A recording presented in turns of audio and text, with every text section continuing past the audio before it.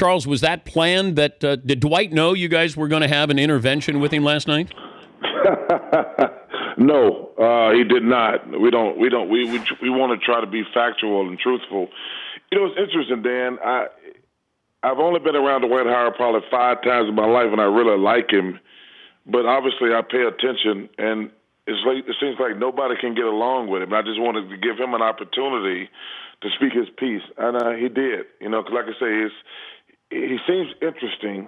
He's a heck of a player, but it's interesting that I'm watching because I watch all TV shows and watch games, and a lot of people don't like him. But I've always found him to be a nice guy, to be honest with you. But why don't they like him? There's something about him, and I'm trying to think if there's somebody else. Blake Griffin. It feels like those are the two guys that people don't like in the NBA. Well, I like both of them, actually, and I think they're both a heck of a player, to be honest with you. I wish I had a follow-up with Dwight. Says, what do you think you do to make people not like you? I probably should have had a better follow-up question. But I thought, listen, he handled it as well as he could. Yeah. I thought it went very well. And to be honest with you, like I say, I just don't know why people don't like him. It almost feels like he doesn't know how to act. He says, well, if I smile, then I don't care. Or if I smile, people are going to read this into it. It's almost like he's afraid to I don't even know if he knows who he is because he's afraid to act normal or himself. Well, the one thing I told him, which, listen, when you were laughing and winning in Orlando, it was cool and cute. But when you lose, it's like a double standard. I told Allen Iverson this one time. You can, not practice. As long as you're making it to the finals, it's not going to be a big deal. But if you start losing, they're going to be complaining that Allen doesn't practice. There's a double standard. Yeah. And it is what it is. I always tell people it's not right, it's not wrong. There's always a double standard depending on whether you win or lose. That's one of the fake things about being in the fame game. You can do what you want to when you're winning, but when you lose, you have to blame somebody. That's just a part of the game now. And I didn't believe that he hadn't thought about his future. I think he started thinking about his future probably halfway through the season, saying, you know what, I got to decide if I want to coexist with James Harden or I want to get the hell out of here. Well, from a business standpoint, he 100% has to opt out of his contract. You can't be playing on a one-year deal. So, he didn't want to say it, but like I said, and I called him out on that, from a common sense standpoint, he has to become a free agent. Even if he decides to stay in Houston, he's got to sign a long-term deal with somebody. I tell you what, I thought about something, and I wish I'd have said this. I've been in Atlanta for like the last 5 or 6 weeks with the playoffs. I wonder if he would consider coming to the Hawks. He's from Atlanta. Mm-hmm. They need something. Because the team right now is just a good, solid team. But I wonder if he would consider coming to Atlanta. I think he'd be an upgrade for Atlanta. But that's the first thing came to my mind after. I wish I would have said it on air, to be honest with you. I think he should consider coming to Atlanta. He's Charles Barkley, NBA on TNT, joining us, Dan Patrick Show. At a halftime of the Spurs Thunder, what did you think? Well, I picked the Thunder to win the series, and I thought they just got a better team. Coming to the series, Dan, when I said, going back before game one, I said, the Thunder have a better team. It's just, are they going to do anything stupid? And they've only did stupid stuff one game. They have, from a strictly talent standpoint, with Cantor, Adams, Ibaka, Randy Ford coming off the bench. Nobody has as good a team as Oklahoma City. It's just going to be a question whether they do anything stupid. And if you go back and look at the games, they've only did something stupid one game. If they can keep their mind together, they got a really good chance of winning the World Championship. Who would you rather have as a teammate, Durant or Westbrook? That's a great question. I don't know how to answer that question. They both are a hell of a players.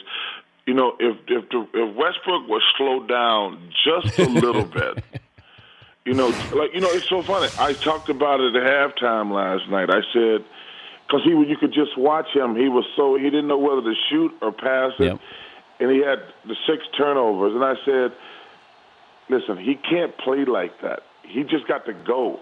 Now, that's going to get him in trouble. A lot of times it does. That's why they blow so many leads. But the kid plays so hard. He plays so hard. If he could just slow down just a little bit, they would be incredible. Because he's incredible from a talent standpoint. But like I say, he goes 100 miles an hour every single time, Dan. 100 miles an hour. If he would slow down to, like, nobody does that. You talk about the greatest basketball players ever. They don't go 100 miles an hour all the time. And that's the only problem with Westbrook. He goes 100 miles an hour all the time. It's like Nolan Ryan if he only threw fastballs, or Randy Johnson if he only threw fastballs and didn't have any curve or changeup or slide or anything like that. There are times when you want Westbrook to have a changeup, a curve, a slider, and all he does is throw fastballs. And I find him fascinating, though. You know what, Dan? That's one of the best analogies that I've ever heard about not just Westbrook, but any player. It is. He throws fastballs 100% of the time. If he would throw a curve or a changeup, probably, like, especially like in the last 5 minutes, if he would just slow down in the last 5 minutes and throw a curve or a changeup, like I say, from a talent standpoint, because you notice that if you watched that game last night, and obviously I watched, when they put when they put Adams and Cantor out there with KD and Westbrook, and like last night they had 4 out there, man, nobody can put a team out there that good, because Adams is a hell of a player, gonna be too, and Cantor. You know, Livingston in Golden State is probably the best bench player in the NBA, Sean Livingston. But if you want a basket on the offensive end, that kid Cantor, man, he can do it all. He can make threes. He is great on the offensive board. They're going to be tough to beat. Can we come back? I want to ask you about Steph being unanimous. And sure. I want you to answer the poll question that we had from yesterday. And okay. I'm going to need an answer out of you. You got to answer, bro. You know I'm going to give you an answer. Okay. Well, you didn't exactly answer the Durant-Westbrook, who would you like as a teammate? So you kind of shied away from that one. Well, I told you, I'd probably go with Durant, but if Westbrook would slow down every now and then, that guy's just a heck of a player, man. All right, here's a poll question from yesterday. The best player in the NBA right now is who?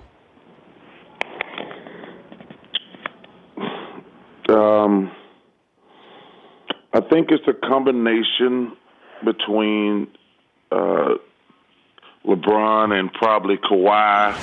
The best offensive player in the NBA is Steph Curry, but the best all-around player is probably a tie between LeBron and Kawhi Leonard.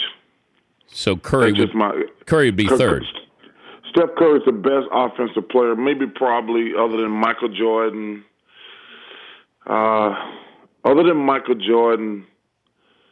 Probably the best offensive player I've ever seen.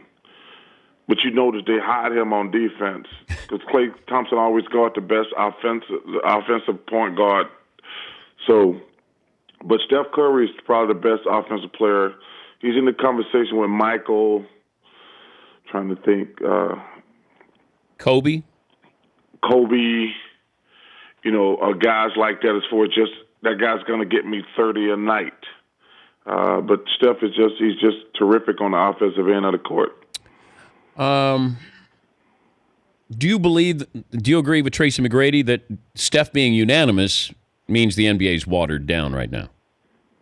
Well, the NBA is watered down. The NBA is the worst I've ever seen it. I think we've got to address with all these young kids coming to the NBA after 1 year. The NBA is definitely watered down. Dan, I've been saying that for the last 2 or 3 years. Mm-hmm. The NBA is the worst I've ever seen it, and I think it has something to do with all these kids we're drafting out of high school. It started when we started drafting kids out of high school. Now we're drafting kids after 1 year of college.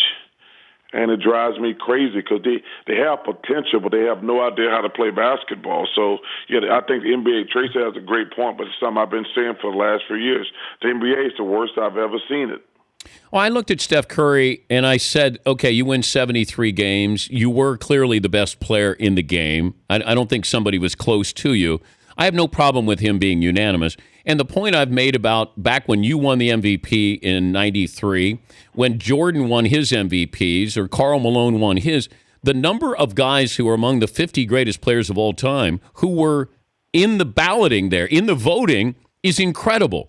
I don't know if Kawhi Leonard's a top 50 player of all time. I don't know if these other guys who are up there, Russell Westbrook, if he's going to be one of the top 50 players. But, you had David Robinson and Ewing and Akeem and Michael, Bird, Magic. These are among the top 25 players of all time. So it was tough to win an MVP, certainly to be unanimous, even when Jordan won 72 games that year.